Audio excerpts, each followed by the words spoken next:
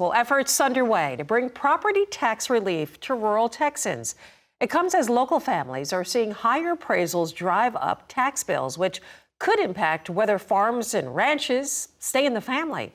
Genevieve Collins with Americans for Prosperity joins us now with the latest on this relief plan. Always a pleasure. Thanks for being here. Let's talk about this. These rising property taxes for rural Texans. Why are we seeing this? And what's at stake here? Well, first off, we're seeing huge property tax appraisals skyrocket across the state. Right now, Texas law stipulates that appraisal districts can automatically increase the value of an appraisal by 10%. So guess what they're doing? On an annual basis, they're raising the family farm and ranch's appraisal values by 10% every year. What this means is that people aren't going to be able to afford their farms and ranches long term, and it's already displacing families that are having to sell, and that's not right, and that's why we're fighting this. Yeah, this is really kind of a gut punch, isn't it? Let's talk about what can happen here.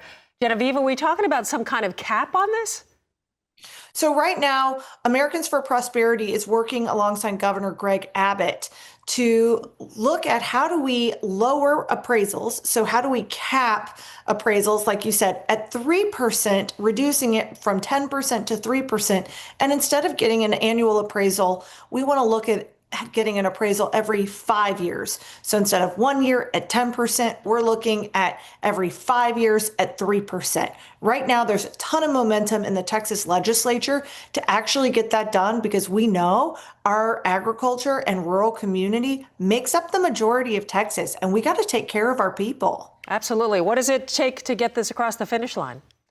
Well, we've got to get the Senate on board. They have a little bit of a different plan. They want to raise homestead exemptions. We are looking at how do we make structural reforms to the entire property tax process. So right now, the Texas legislature has specialized in really providing relief to families, farmers, and communities to the tune of $51 billion.